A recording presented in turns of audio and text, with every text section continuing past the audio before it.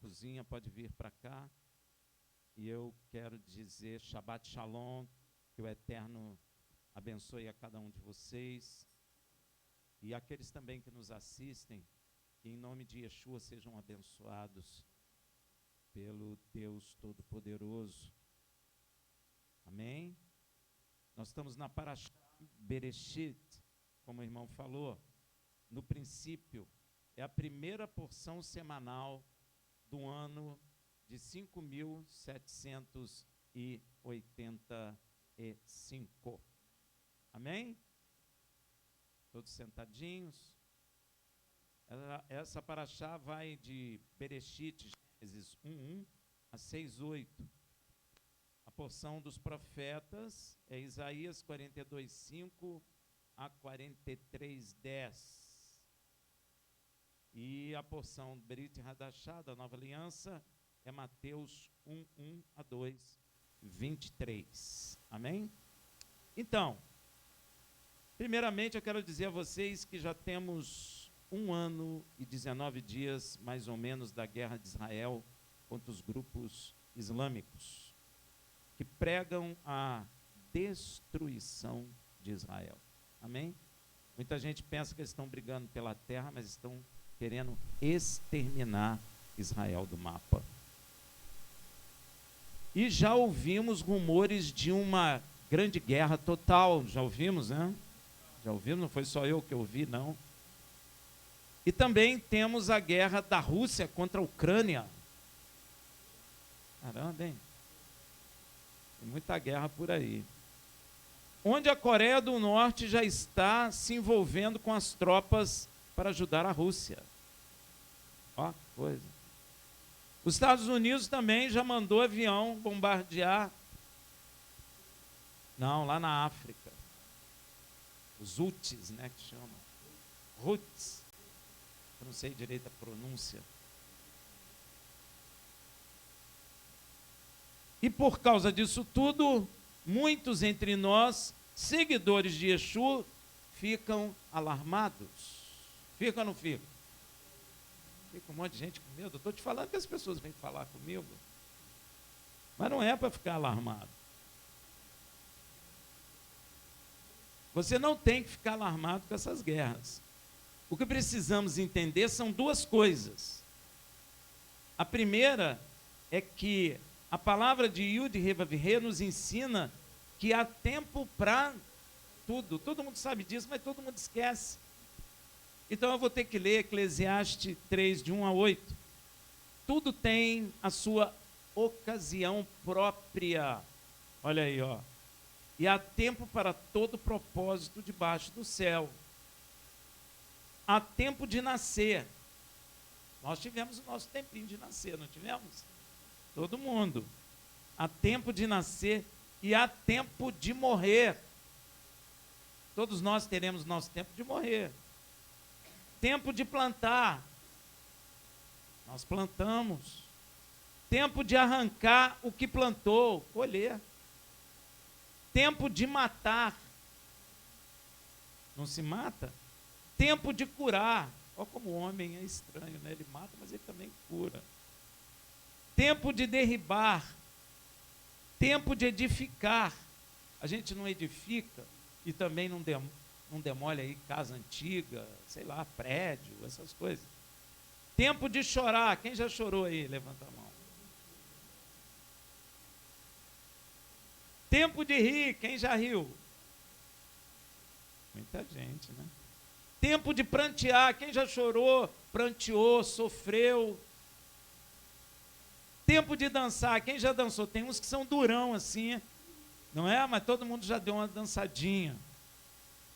Tempo de espalhar pedra. Gente, quando a gente era criança, a gente chutava era pedra, né? Para tudo quanto é lado. Tempo de ajuntar pedra. Também. Tempo de abraçar.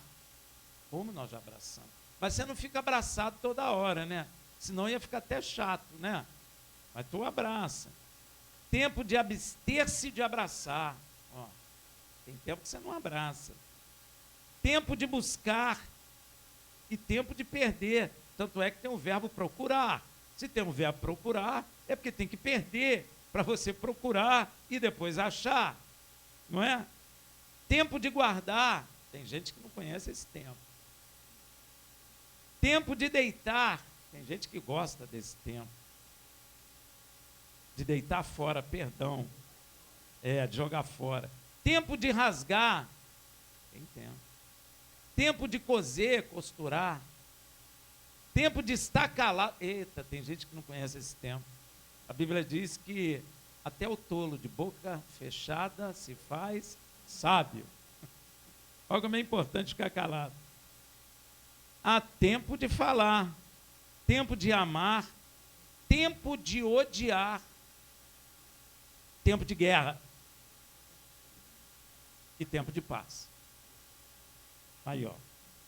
Nós estamos em tempo de guerra. E a igreja fica espantada? E a igreja fica com neurose, fica com medo? Fica querendo fugir? Nós estamos em tempo de guerra. Inclusive, Yeshua nos alerta que é forçoso que isso seja assim. Ó, Mateus 24, 6-8. E ouvireis falar de guerra, você está ouvindo? E rumores de guerras. Olhai, não vos perturbeis. Aí, o que Yeshua está falando? Nos Estados Unidos tem uns crentes lá, tudo vendendo casa e comprando terreno para fazer bunker. E tem crente aqui no Brasil já assim também. Mas Yeshua está falando, não vos perturbeis. Porque forçoso, é necessário, é assim que vai acontecer. Ó, é forçoso que assim aconteça, mas ainda não é o... Eu não sei se você sabe, tem uma ideia no mundo aí afora, e até dentro das igrejas, infelizmente, que Apocalipse é a destruição total de tudo. Isso não é verdade. Amém? Amém? Isso não é verdade. Isso é coisa do mundo, de quem não conhece. E às vezes a igreja é levada por essas coisas. Viu? E Yeshua está falando que vai ter guerra. E ele está falando que é forçoso. Rafael, eu vou jejuar para impedir. Tem uma notícia para te dizer, não vai adiantar. Não adianta você ficar, que coisa horrível. Vai acontecer. Ah, não, meu filho não pode ir. Às vezes vai. Porquanto se levantará nação contra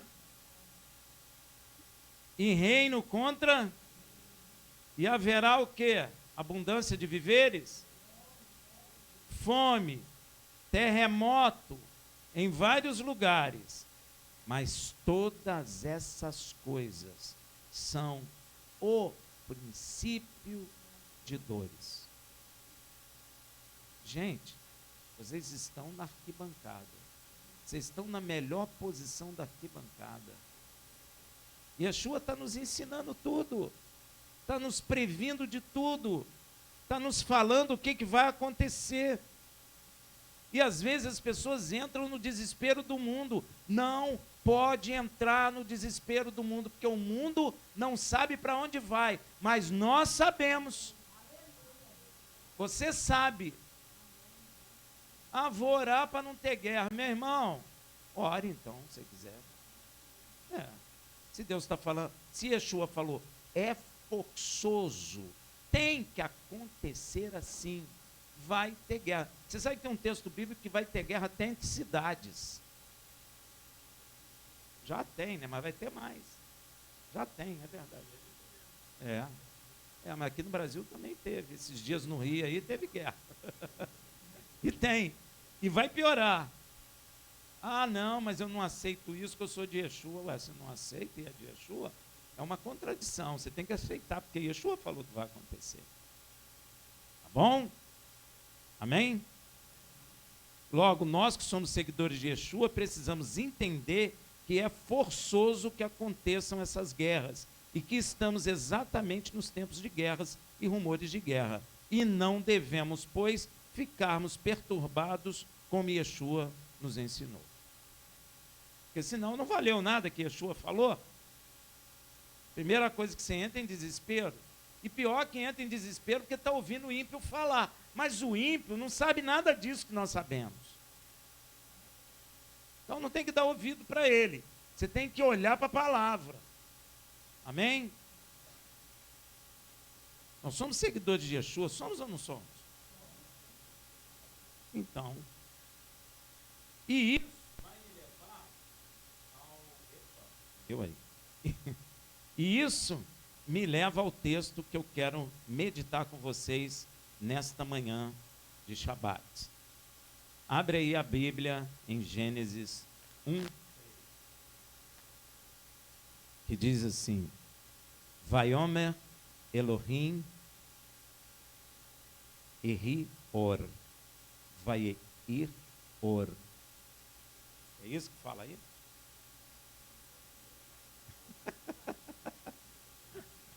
Isso é em hebraico.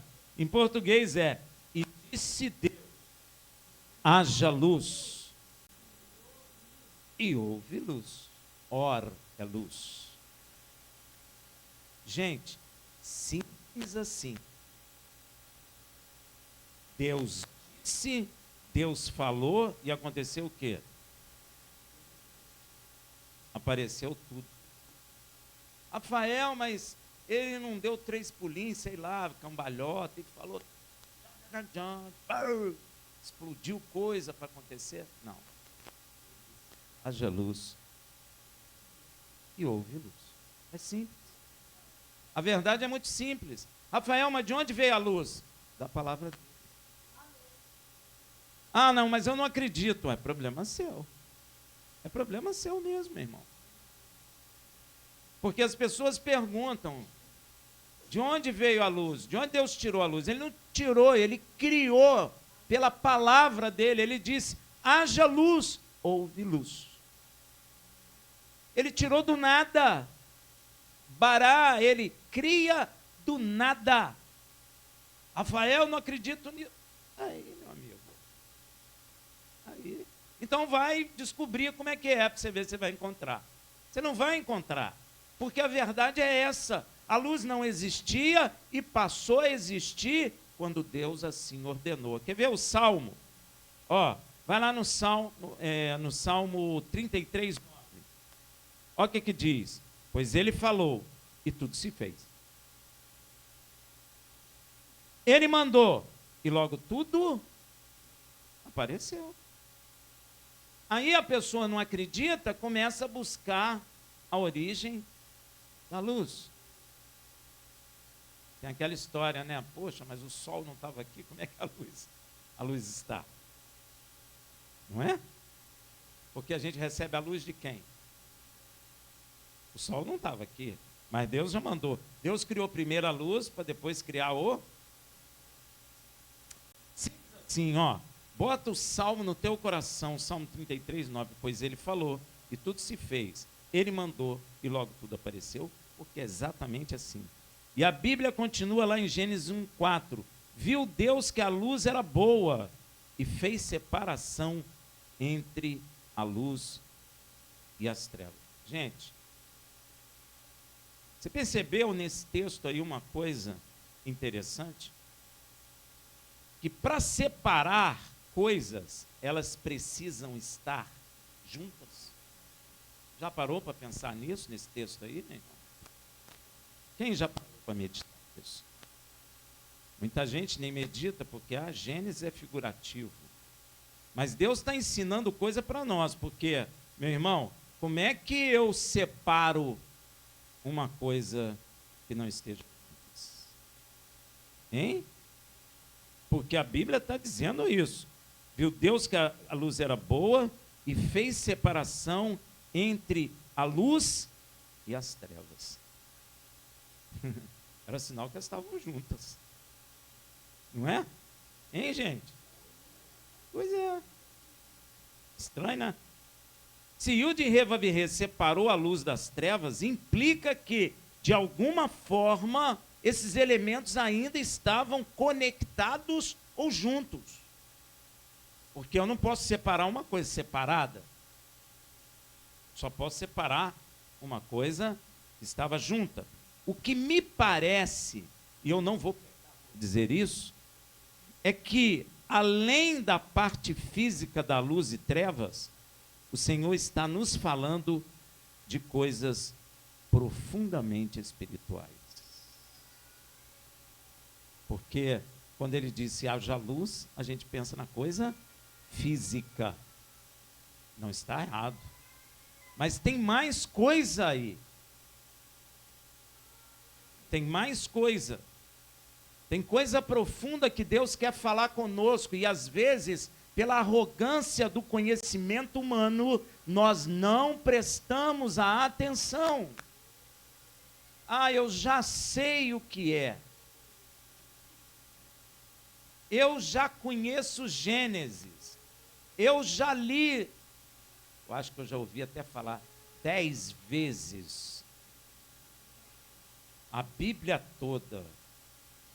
Leu, mas não viu. Leu, mas não ouviu. Leu, mas não entendeu. Porque, no mínimo, a gente tem que parar e perguntar ao Senhor: Senhor, se tu separou a luz das trevas, é porque estava junto. Fisicamente, luz e trevas não ficam juntos. Onde há luz, não há trevas. E onde há trevas, é porque não há. Epa, então, Senhor, o que é isso? Aí nos leva a quê? As coisas espirituais. E o interessante é que Yud-Heh-Vav-Heh, por meio de seu profeta Isaías, já nos revela que toda a terra estava em trevas. Ó, Isaías 9:2. O povo que andava em trevas viu uma grande luz, e sobre os que habitavam na terra, de profunda escuridão, resplandeceu a luz. Então, presta atenção. Deus está nos dizendo, através do profeta, que aquém desse sol que está brilhando aí, nós estamos em densas trevas. Ó. Mas, Rafael, eu vi o sol, ele está brilhando, eu estou vendo tudo. Fisicamente.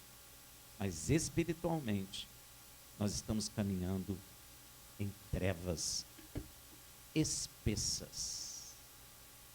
Então você tem que concluir que quando Deus está falando, eu separei luz de trevas, Ele está nos revelando coisa espiritual, como foi para Isaías, que ele está dizendo que o mundo está em trevas, mas nós temos luz. Até de noite nós temos luz.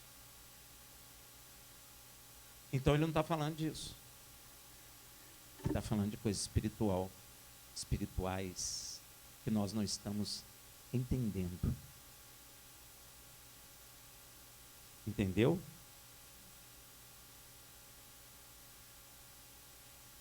Então, Yud-Heh-Vav-Heh teve que dizer, haja luz no reino espiritual. Olha que coisa. Por quê? Porque está tudo em trevas. E o que acontece? Você vai ver nos evangelhos, quando nasce Yeshua na terra. Pois está escrito a respeito do nascimento de Yeshua em João 1,9. Olha, pois a verdadeira luz que alumia a todo homem, estava chegando ao mundo. Afirmo que Deus falou por Isaías, nós estamos em trevas, pois ele teve que dizer, no reino espiritual, haja luz, para que as trevas sejam dissipadas. Então ele colocou na terra a verdadeira luz. Inclusive, Yeshua mesmo afirma que ele é a luz. Quer ver? Lá em João 8,12.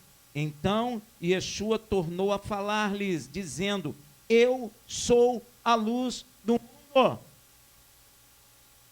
Então você pensa assim, enquanto Yeshua não entrou na terra, o mundo estava andando em confirmação.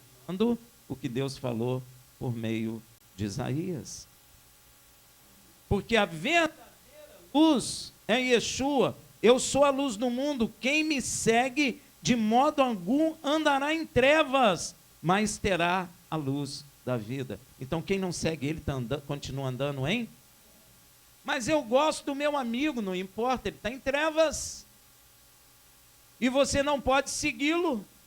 Porque quem está em trevas não sabe para onde vai. E quem está na luz sabe para onde vai. Por isso que eu falei com vocês que quando vocês ouvem rumores de guerra e guerra, vocês não podem entrar no desespero do mundo, porque o mundo está em trevas, você não está mais em trevas. O mundo pode olhar para você e ver a luz e te seguir, mas você não pode olhar para as trevas e seguir as trevas. Ah, mas é a opinião do cara que é muito inteligente, problema dele, ele está em trevas. Porque eu só estou na luz se eu estou na verdadeira luz, que é Yeshua.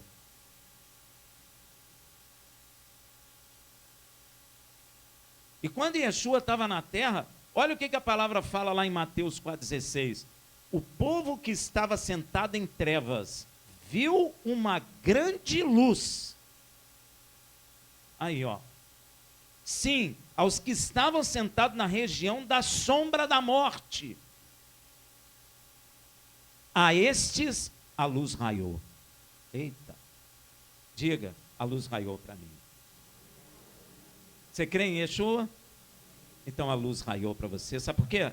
Porque nós estávamos sentados no vale da sombra da morte, em densas trevas. Mas para nós a luz raiou. Está entendendo? Ou seja, se a verdade, agora pensa, teve um nordestino que falou, bota a mioleira para funcionar. Eu nunca tinha visto esse termo, mioleira. Bota a mioleira para funcionar. Ou seja, se a verdadeira luz é Yeshua, quem é a verdadeira treva, no singular mesmo? Bota a mioleira para pensar. E se Yud-He separou o reino da luz do reino das trevas, é porque antes desta separação, só existia reino de luz. Entendeu o que eu falei? Interessante. Por que eu estou te afirmando isso? Porque olha o que é dito de Yud-He nos evangelhos, que ele habita numa luz inacessível. Eita. 1 Timóteo 6,16. Aquele que possui, ele só, a imortalidade, não é de Yeshua que ele está falando, e habita em luz inacessível, a quem nenhum dos homens tem visto. Quem é ele? O Pai. Nem pode ver, ao qual seja honra, poder sempre interno. Amém. Sempre eterno. Amém. Eterno. Inclusive, sabe onde mora a luz? Quer o endereço? Vou te dar. Mas não espalha, não. Mora com Yud-He. Mas, Rafael, de onde você tira isso? Daniel 2,22. Ele revela o profundo e o escondido, conhece o que está em trevas, e com ele mora. E quem é a luz? Então, onde Yeshua morava? E o que Yeshua falou? Pai, devolve a glória que eu tinha contigo antes da fundação, porque a luz sempre morou com o Pai. E como a terra ficou em trevas, o Pai teve que dizer, haja luz. E a luz habitou no meio de nós. E aquele que tem a luz sabe para onde vai, mas aquele que não tem a luz não sabe para onde vai. Não é porque é inteligente, não é porque é culto, não é porque é bonito, é porque ele está cego. Então você não pode segui-lo. E eu tenho visto a igreja perturbada com os noticiários. Meu Deus, vai vir a terceira guerra, o que eu vou fazer? Bota o joelho no chão e ora. O anjo falou para mim que eles precisam das nossas orações para que Deus dê a ordem a eles para eles trabalharem em favor de nós. Então, bota o teu joelho no chão e ora. Não adianta você vender tudo e comprar, sei lá, um bunker e botar alimento lá dentro. Não adianta, isso é bobagem. Você está seguindo quem não enxerga. Yeshua falou, deixa o cego guiar, os ambos cairão. Quem tem a luz? Amém? Glória a Deus. E a luz morava com quem? Gente, Yeshua fala isso direto. Pai, devolve a glória que eu tinha contigo antes da fundação do mundo. Pai, onde eu estiver, que eles também estejam, para que eles vejam que tu me amou antes da fundação do mundo. E, gente, a luz morava com o Pai. E agora está morando de novo. Então, por que Yud Revavirê criou as trevas e o mal? Gente, isso bagunça com a cabeça dos teólogos cristãos ocidentais. Bagunça. Bagunça. Então, por que Yud Revavirê criou as trevas e o mal? Foi ele que criou? Deus criou tudo. E a resposta a essa pergunta que eu fiz para você mexe com a mente e coração treinado nos conceitos cristãos evangélicos ocidentais. Mexe. Porque Deus criou tudo, está tudo sob domínio de quem? Quem criou o diabo? Quem criou o demônio que manifesta aí no centro espírita? E a palavra confirma isso. Vai lá em Isaías 45:7. Eu formo a luz e crio as trevas. Eu faço a paz e crio o mal. Eu sou o Yud Revavirê, que faço todas essas coisas. Eita, isso bagunça, não bagunça? Né, minha irmã? Bagunça? Bagunça. Vai explicar isso. Tem gente que nem olha para esse texto, finge que ele não existe, porque é mais fácil. É ou não é? Mais fácil, deixa para lá isso. Rafael, para que mexer nisso? Ué, a gente não pode rasgar a Bíblia. A gente tem que compreender as Escrituras. Deus criou o mal. Agora a pergunta, por que Deus fez isso? Eita. Gente, vocês estão precisando ler a Bíblia. Não. Sou eu que estou perguntando. Pois é, então tem que estudar a Bíblia. Por quê? Deus quer que todo mundo compreenda. Por que Deus criou o mal? A razão do porquê Yud Revavirê criou as trevas, o mal, e ele teve inclusive que criar a paz. Ó, está dizendo lá em Isaías. Sabe qual é a razão? A queda de um querube. Vocês estão estudando hebraico. O que é querube? Não é um querubim. Querube é o singular de querubim. Querubim é plural. É um ser angelical. Chamado Lúcifer. Portador da luz, conhecido também como serpente, conhecido também como diabo, Ra-Satã, tem outros nomes aí, né? Dragão, vários nomes para ele. Agora, olha só, ele é um querube. Interessante, mas quando ele caiu, nós achamos que quando a Bíblia diz em Gênesis, e diz assim, a terra era sem forma e vazia. O verbo ser no hebraico é igual ao verbo to be no inglês. É verbo ser e estar, depende do contexto. Então, se você disser assim, e a terra estava sem forma e vazia, também está correto. E se você for no profeta se não me engano, Jeremias, Deus diz assim: eu não crio nada sem forma e vazia. Opa, então como é que estava sem forma e vazia? E agora? É possível que seja o momento da queda desse querube e Deus parou para resolver essa questão. Quer ver? Você está fazendo um bolinho lá maneiro. Alguém toca a campainha. O bolo não é aquilo. Mas eu posso chegar e falar: poxa, o bolo ainda não está pronto. Mas ela só faz bolo depois que assa, fica bonitinho. Não é? Mas parou ali para resolver outra questão. Amém? Pode ser isso. E depois que Deus deu uma solução, ele teve que separar a luz das trevas. Deu para entender ou não?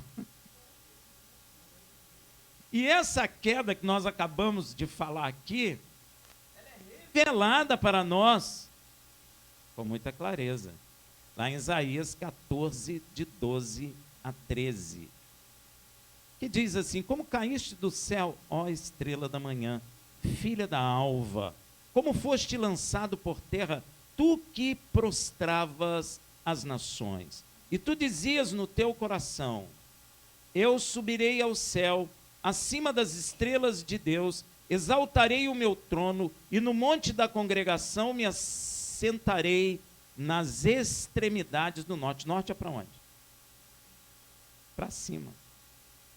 Norte é para cima. Subirei acima das alturas. Aqui nem existia Israel. Quem falou você? Ela? Quem falou? Nessa época não existia. Tá? E no monte da congregação me assentarei nas extremidades do norte. Subirei acima das alturas das nuvens e serei semelhante ao Altíssimo. Eita. Este texto, presta atenção, muita gente confunde. Esse texto trata do rei da Babilônia também. Mas olha só, meu irmão, tudo que acontece espiritualmente tem reflexo físico. Guardou isso? Então vai.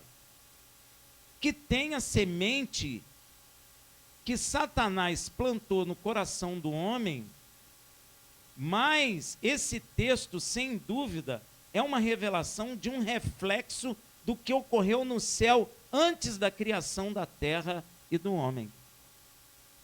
E provavelmente pode ter sido nesse período que nós comentamos. A queda de Lúcifer, ou o filho da manhã, ou filho da alva, que em hebraico é Helel ben Sahar, Jahar. Os versículos falam de sua ambição desmedida e orgulho em seu coração, ao querer elevar seu trono, não é acima de Deus, é acima dos anjos, porque os anjos têm lá suas hierarquias, mas ele quis estar acima deles todos. Rafael, por que o anjo pensou assim? Gente, o ser humano pensa assim ou não pensa? O ser humano, quando você está numa empresa, não fica te estimulando a ter ambição de subir? Que comportamento é esse? Hein? Todo mundo tem isso como bom, né? Mas o comportamento é da serpente.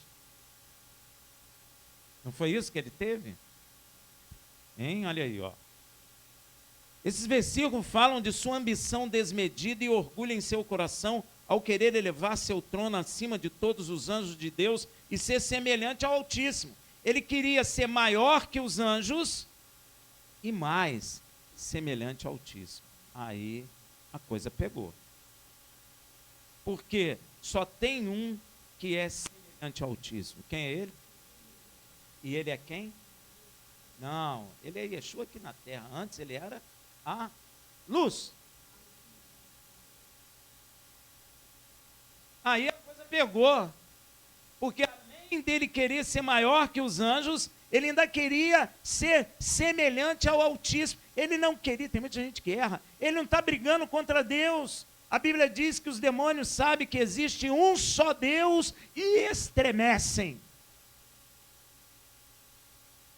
A teologia sistemática que nós conhecemos diz que o anjo está brigando contra Deus. Nenhum anjo briga contra Deus, meu irmão. Isso é loucura. Como é que um anjo vai brigar contra Deus? Você acha que briga? Se ele estremece, como é que ele vai brigar? Não vai. E nem tem capacidade para isso, porque é criatura. Então ele está querendo ser maior que os anjos e está querendo ser semelhante ao Altíssimo. Então, meu irmão, a dedução é simples depois que você lê Hebreus. Olha o que fala, Hebreus 1 a 5. Havendo Deus, antigamente falado muitas vezes, de muitas maneiras aos pais, pelos profetas, nestes últimos dias, a nós nos falou pelo a quem constituiu o herdeiro de todas as coisas e por quem fez também o mundo, sendo ele o resplendor da sua. Quem resplandece a glória de alguém é porque esse alguém é semelhante a este alguém. Deu para entender? Enrolou, mas entendeu, né? Resplendor da sua glória e a expressa imagem do seu ser. Filipe falou assim, mostra um pai, tem isso há tanto tempo, crê pelo menos a obra que eu faço, porque quem viu a mim, viu o... Por quê? Não é porque ele é trindade com o pai, não é nada disso, é porque ele é o resplendor da glória do pai, ele é semelhante ao pai. É por isso.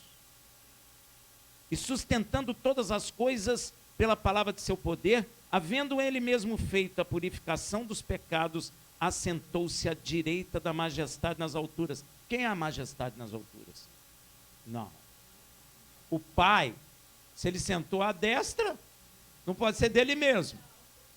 Você sabe que uma vez, Nenel lembra, a gente estava ministrando num lugar e eu estava falando sobre isso, e aí eu perguntei, gente, alguém pode sentar à destra de alguém? Aí o rapaz pegou a cadeira e tentou, não foi, Nel? Você acredita nisso? Eu até pensei que ele tivesse brincando na hora, mas não estava não, estava falando sério. Majestade nas alturas, feito tanto mais excelente do que os... Ele é mais excelente do que os anjos. Quando herdou mais excelente nome do que ele, pois a qual dos anjos disse jamais, tu és meu filho, hoje te gerei? Aí tem gente que pega esse texto e fala assim, é quando ele foi gerado na terra. Não, ele está fazendo, a Bíblia está fazendo comparação dele com os anjos, não com os homens. No texto abaixo vai fazer com os homens. E mesmo depois nascido de mulher, outra etapa da existência de Yeshua, todos os anjos o adorem.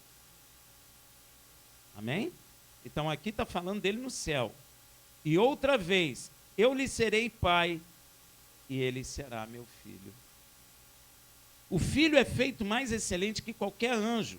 E olha que Yud Revav-He criou miríades, milhares de milhões de seres angelicais. Mas se você pegar todos eles, eu não sei que número é esse, mas se você pegar todos eles, ainda assim, Yeshua é mais excelente que todos eles. E aí, Lúcifer, ele é o quê? Ele é um anjo. Olha a soberba do time. Gente, para pensar. Pois é, ele quis ser semelhante ao Altíssimo. Ele quis o que só o Filho tem. Ele quis a posição de Yeshua. E você vai ver que é isso mesmo. É por esta razão que o Pai fala ao Filho que os inimigos são do Filho, não é dele. Já viu na Bíblia? Hebreus 1,13. Mas a qual dos anjos disse jamais, assenta-te à minha direita, até que eu ponha os teus inimigos por escabelo de teus pés. Não é inimigo de Deus, é inimigo de Yeshua. E o Evangelho confirma isso, que o Pai está sujeitando tudo aos pés de Yeshua, e o último a ser sujeito é a morte. Inclusive os anjos estão sujeitos aos pés de Yeshua. E os homens também, viu? E a morte vai ser a última sujeita. E quando a morte estiver sujeita, um só não vai ser sujeito. Quem? O Pai. Quem está sujeitando todas as coisas aos pés de Yeshua. Deu para entender? E depois que tudo estiver sujeito aos pés de Yeshua, o próprio Yeshua se levantará e se sujeitará aos pés de Yud Revavirê, o Rei dos Reis, o Senhor do Senhor, o Deus Todo-Poderoso, para que tudo seja através de Deus. O Pai. A Bíblia diz para que Deus seja tudo em todos. Olha aí. O diabo quis a posição de Yeshua, não é de Deus, é do Filho de Deus. Ele é inimigo do Filho de Deus. Inimigo do Filho é inimigo. O Pai não gostou, obviamente. Comprou uma briga que não devia. E você também pode observar que desde o princípio de que Satanás contaminou o homem, contaminou cidades, contaminou povos com seu orgulho e ambição, os homens na terra têm agido e se movido exatamente por meio deste orgulho e desta ambição. Quer ver? Veja quando ele leva o homem à queda. Gênesis 3:5. Porque Elohim sabe que no dia em que comerdes deste fruto, vossos olhos se abrirão e serei como deuses, conhecendo o bem e o mal. Serão como Elohim. Ele está dizendo, vocês foram feitos menor que o anjo. Sabe quem te mantém assim? Deus. Mas se você comer desse fruto, você vai ficar igual a ele e vai conhecer o bem e o mal. Ou melhor dizer, você vai ser um Deus. Eva gostou da ideia. Você ia gostar? Adão gostou da ideia. E você vai perceber que tem muito homem que se coloca como Deus. Esse negócio do socialismo, que põe o cara lá e faz culto a ele está se posicionando como Deus. Exatamente isso. Ele pode não falar, eu sou um Deus, mas ele se posiciona como tal. E as pessoas prestam culto a eles. Não, mas presta.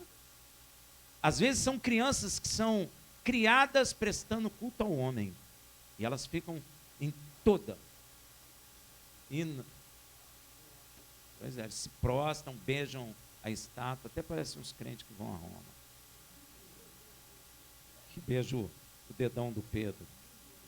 E diz que sente a presença de Deus. Aí é difícil, né, meu irmão? Aí é difícil, não devia nem ir lá. Então, aqui ele está semeando no coração do homem a ambição de ser como Criador e o sentimento de orgulho, visto que o homem é feito menor que os anjos, indicando que é Elohim que nos mantém assim menor que os anjos. Ele é astuto, ele sabe da história humana, ele sabe quem somos. Ele sabe que nós fomos criados abaixo deles. Quem não sabe é a gente, que está andando em trevas. Mas aqueles que têm a luz, agora já sabem. Você sabe? Agora, você não sabia. Né? Precisamos ensinar isso à igreja, porque a igreja perdeu isso. Isso está escrito na Bíblia desde que Yeshua veio à terra. Isso é um absurdo a igreja não conhecer isso.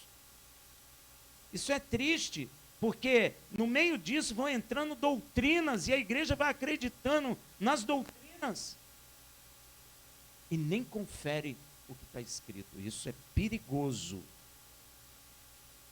Agora veja o que os homens fazem, dizem, depois do dilúvio. Lembra que teve o dilúvio? Porque da construção da Torre de Babel. Eles vão dizer o porquê. Olha o que fala. Gênesis 11:4. Disseram mais, Eia, edifiquemos para nós uma cidade e uma torre cujo cume toque. O que é isso? O que o diabo falou? Que nós seríamos como deuses. E Deus habita onde? Então nós temos que habitar onde? Copiou? Por isso que a igreja está falando que nós vamos morar no céu. É o mesmo pecado. Está errado. Nós não vamos morar no céu. Deus falou que os céus são os céus do Senhor. A terra deu ele aos filhos dos homens. Os homens são feitos para a terra e a terra para os homens. Nem Marte foi feito para os homens. Podia chamar Marte. A terra foi feita para nós. E a primeira coisa que o homem vai fazer é querer alcançar o céu. Porque eles estavam se considerando deuses. E façamos um nome, o que é isso? Orgulho. Eu sou. Sou eu que sou. E mais ninguém é. Quem já viu isso? Isso tem até em criança. Não. Presta atenção para você ver. Para que não sejamos espalhados sobre a face da terra. Gente, você lê a Bíblia com muito vagar. Quem ordenou que o homem espalhasse? E o que o homem está falando? Agora eu sou Deus, vou morar no céu e não vou cumprir o que Deus falou. Por quê? Porque eu sou Deus também. Ó. Isso aí foi o que o diabo implantou em nós. E se você vê, o homem não continua querendo ir para o céu? O que o homem está fazendo lá na NASA? Lá na Rússia? Até a Índia, não tem nem comida, mas está indo para o céu. A Índia, ela é adiantada nisso. Não tem comida, mas para o céu vai. Elon Musk, todo mundo aplaude ele é usado pelo mal, meu irmão, para levar o homem para o céu. É a mesma coisa da Torre de Babel. O que mudou é a tecnologia da torre. Só isso. Antes era tijolo e betume, agora é latão, sei lá, ferro, aço e foguete. É a mesma coisa. Nós continuamos com o mesmo pecado. O pecado motivador continua sendo o mesmo. Orgulho e ambição semeadas por Satanás. Você pode ver que a humanidade está dando livre curso ao orgulho, à soberba e ambição que Satanás semeou nela ainda no jardim do Éden. Não mudou nada. Continua a mesma coisa, o mesmo pecado. Só que agora, ao invés de tijolo e betume, nós usamos aço, ferro e foguetes poderosos. Porque são poderosos. Porque para sair da terra, meu irmão, tem que ter uma força muito grande. Podemos ver a nível de homem agindo da mesma maneira. Veja o rei da Babilônia, dando livre curso ao orgulho e ambição semeado por este querube no coração da humanidade. Veja em Daniel, olha se não é a mesma coisa, Daniel 4, 29 e 30. Ao cabo de 12 meses, quando passeava sobre o palácio real da Babilônia, falou o rei, Nabucodonosor, e disse: não é esta grande Babilônia que eu edifiquei para a morada real? Pela força do meu poder? Eita, endemoniado. E para a glória da minha majestade. Eita. A nível de homem. A nível de... Você quer ver uma coisa? A nível de mulher. A mulher... E isso é um desejo da ONU. Está no documento da ONU. Vamos empoderar as mulheres. Por isso que as mulheres estão aí largando marido, sendo empoderada, eu não preciso de marido, eu posso gerar filhos sem homem, geração independente, etc, etc. É por isso. A ONU tem isso dentro do documento dela. Você pode abrir lá e ler. Empoderar as mulheres. Você já percebeu o que está acontecendo? Você já percebeu o que a Globo faz? Botou uma mulher no futebol, fica mostrando. Já viu isso? Mulher em luta marcial. Está vendo isso? Isso é empoderamento da mulher. Isso faz parte do projeto ONU.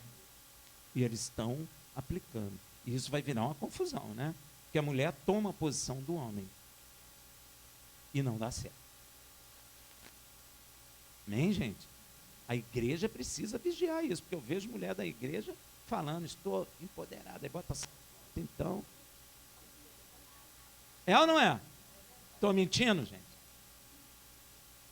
É igual você entrar numa Scania e ver um cara no Fusquinha, né? Eu sou, não é? Numa Scania. Então, a mulher bota salto alto, aí empodera. Gente, não, mas isso tem fundamento. Isso tem fundamento, isso não é à toa não, gente.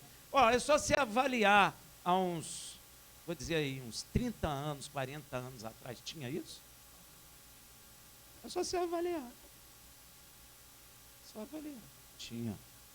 Não estou falando salto alto, estou falando em empoderar, né? Salto alto, não.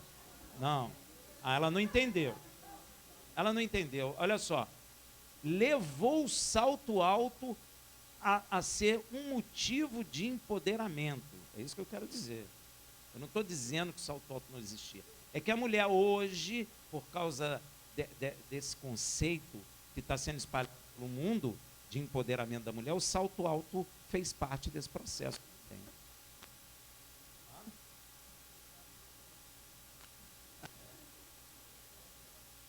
O céu não foi empoderamento, né? Então, gente, olha só, não é o salto alto em si, sempre teve, claro. É que agora, quando a mulher bota, eu já ouvi mulher falar empoderada, eu já vi isso. Eu não estou falando o que eu acho. Eu já ouvi várias mulheres falando isso. E o comportamento da mulher está mudando muito, muita coisa. E isso faz parte da agenda da ONU. Pode pegar o documento e ler, gente. Você vai ler. Para 2030. Igualdade de gênero. Isso aí fala de homossexualismo, homem, mulher, faz de tudo. Não é? Então vocês vão prestando atenção. Amém? Isso, você pode observar esse sentimento de orgulho, de empoderamento do ser humano, até império.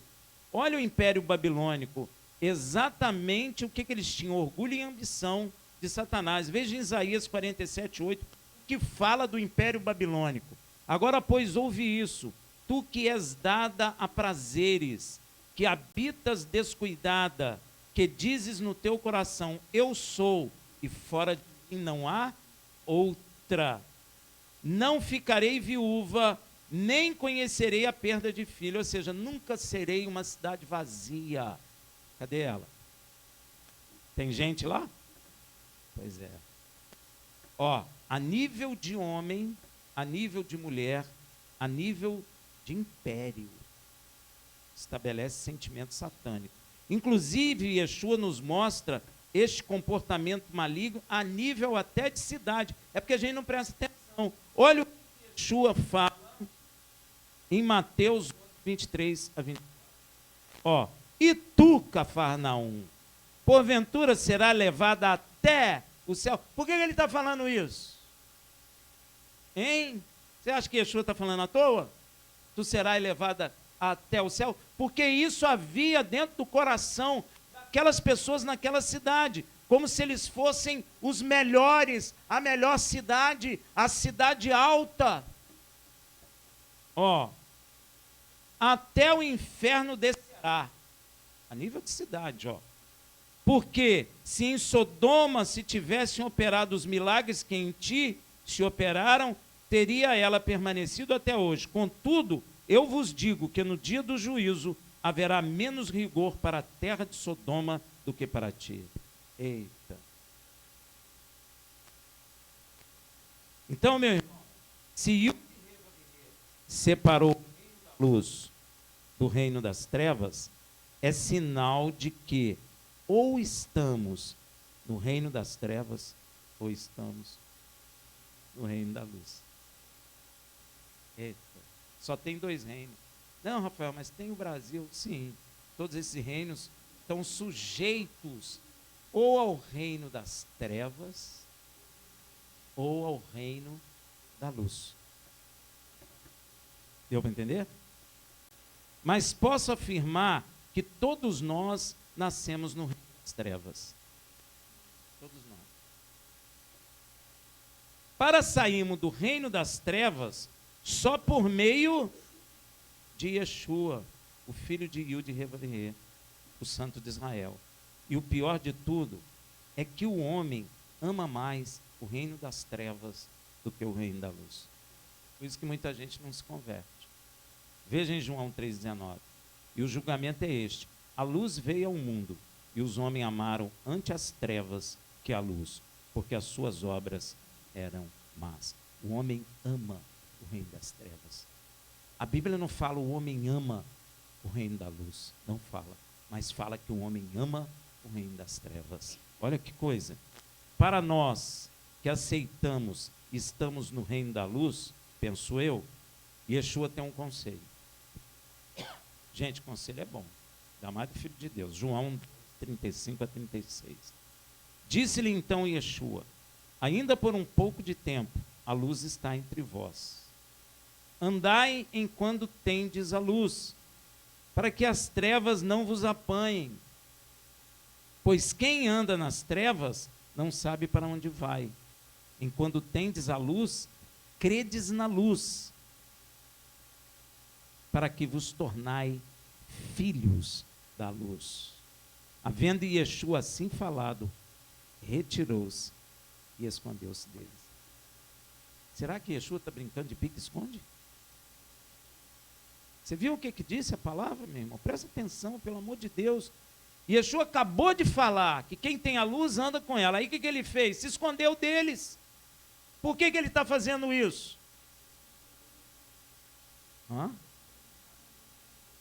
Ele está mostrando a diferença entre ter luz e não ter luz. Uma hora ele esconde, outra hora ele aparece. Amém, meu irmão? Yeshua não faz nada à toa. Se ele escondeu deles, tinha uma razão de ser. Você precisa ler o contexto para você entender. Às vezes, nós não sabemos a diferença entre luz e trevas. E às vezes, a gente se apercebe assim, e lá eu estava ouvindo e meu coração estava esquentando. Está na luz. Não foi isso que os discípulos de Emaús falaram? Ué, eles não reconheceram a luz. Olha como o homem está cego. Mas ele falou ué. Quando ele estava falando com a gente estava com o coração em brasa. Brasa é o quê? Luz. Estava esquentando. Então eu só compreendo a luz através do... Deu para entender, meu irmão? Agora, tem um jeito de você saber se você pertence ao reino das trevas ou ao reino da luz. Quem quer? Ao teste. A gente vai fazer o exame, semana que vem você volta. E a gente mostra o resultado. Olha só, gente, brincadeira. Olha só. Como a gente sabe se a gente está no reino da luz ou das trevas? 1 João 2, 9 e 11. Aquele que diz estar na luz e odeia seu irmão, está em trevas. Até agora está em trevas. Eita. Aquele que ama seu irmão permanece na luz. E nele não há tropeço. Mas aquele que odeia a seu irmão está em trevas e anda nas trevas e não sabe para onde vai, porque as trevas lhe cegam os olhos. Então, a maneira de sabermos se estamos no reino da luz ou das trevas é se eu amo ou não o meu irmão. Que irmão é esse? Que irmão é esse? Não é? Inimigo não é irmão, se é inimigo não é irmão. Uma coisa é amar o inimigo, outra coisa é chamar o inimigo de irmão. Pois é. Calma, minha irmã. Aquele que é gerado em Yeshua, esse é irmão. Aí é outra coisa. Amar, sim, está certo. Mas quem é irmão? É o inimigo? Não. É quem é gerado por Yeshua. Porque eu não posso ter aqui inimigo. Se eu tiver inimigo aqui, tem alguma coisa errada em nós. Deu para entender? Amém? Visto que foi Yud-Heh-Vav-Heh, que nos tirou do poder das trevas, como está escrito lá em Colossenses, não foi nós que saímos das trevas não, viu gente? Olha lá em Colossenses 1,13. E que nos tirou do poder das trevas e nos transportou para o reino do seu Filho amado. É Deus que nos tirou, nos nomeou no céu e nos tirou do poder das trevas e nos colocou no reino de seu Filho. O apóstolo Saul, que nós falamos ontem dele, também nos ensina em Romanos 13, de 10 a 14. O amor não faz mal ao próximo, por isso que eu tenho que amar o meu irmão. Viu? Amor faz bem, amor não faz mal. De modo que o amor é o cumprimento da lei. Tem gente que pega esse texto e fala que Deus resumiu a lei em amor. Não, meu irmão, não é isso que ele está falando. Ele está falando que se eu verdadeiramente amar, eu estou cumprindo os mandamentos. Porque todos os mandamentos foram criados para que eu ame a Deus de todo o meu coração, de toda a minha alma, de todo o meu poder, e ao próximo como a mim mesmo. Shema Israel. Não é? Amém? E isso fazei conhecendo o tempo, que já é hora de despertardes do sono, porque a nossa salvação está agora mais perto de nós do que quando nos tornamos crentes. Ó, a salvação está mais próxima de nós. A noite é passada, ó, as trevas são passadas para nós. E o dia é chegado. Dispamo-nos, pois, das obras das trevas e vistamo-nos das armas da luz. Andemos honestamente, ó, isso é tudo arma da luz, como de dia, não em glutonaria. Glutonaria é obra das trevas. O crente não bebe, mas come. Eu não sou condenado pela bebida, mas sou condenado pela comida. É isso que a pessoa está falando. Porque isso é obra das trevas. Bebedeira, ó, tanto glutonaria como bebedeira. Não em impudicícias, daqui a pouco eu vou dizer o que é. E dissoluções. Não em contendas e inveja. Eita. Mas revestivos do Senhor Yeshua HaMashiach, e não tenhais cuidado da carne em suas concupiscências. Cuidado da carne, aqui o pessoal pensou, então não vou tomar banho, não vou escovar dente, não vou pentear cabelo.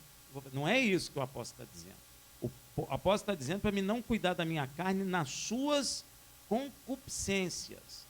Amém? Nos seus desejos. Não cuide dos desejos carnais. Cuida da sua carne, toma banho, etc. Põe perfuminho. Mas não cuide dela nas suas concupiscências. Impudicícias refere-se a comportamentos imorais, desregrados. Já viu? Sexta-feira chega, vou beber todos. Isso é comportamento desregrado. Não tem limite, não tem regra. Isso é obra das trevas. Sexo, transa com todo mundo. Isso é prostituição. Isso é obra das trevas. E outros. Não é? Porque isso aqui é direcionado também a contexto sexual. Paulo está exortando os discípulos de Yeshua a viverem de forma decente e honesta, afastando-se de excessos e atitudes impuras. é uma chamada para a moralidade e a santificação na vida cotidiana, porque a santidade é dia após dia. E o que é dissolução? Se refere a ato de separar, desintegrar. No caso, desintegrar, dividir pessoas ou separar o corpo de Machia. E eu vi muito isso. Está lá a igreja, de repente briga, separa. Alguém provocou essa separação. Ai daquele que fez isso. Porque as pessoas acabam dizendo, não, foi Deus. Deus não faz assim.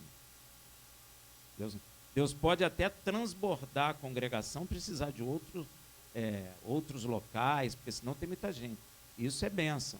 Mas, gerar ramos, essas coisas. Mas não a gente brigar, separar, fazer outra congregação, brigado. De Deus não, isso é do inferno. É obra das trevas. E às vezes as pessoas congregam em lugares que Deus já rejeitou por causa desse fato. Amém? Muito perigoso. Porque o peso cai sobre você também. Então, o que eu tenho para dizer para vocês é cuidado. Mas uma coisa é certa. Sabe qual desses reinos vai vencer? Isso você sabe, né? É todos nós. O reino da luz vai vencer o reino das trevas. João 1,5. A luz resplandece nas trevas, e as trevas não prevaleceram contra a luz. Assim, se permanecermos, venceremos em nome de Yeshua.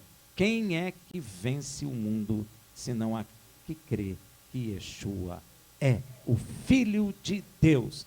Shabbat Shalom. Vamos adorar o Senhor com os nossos dízimos e ofertas.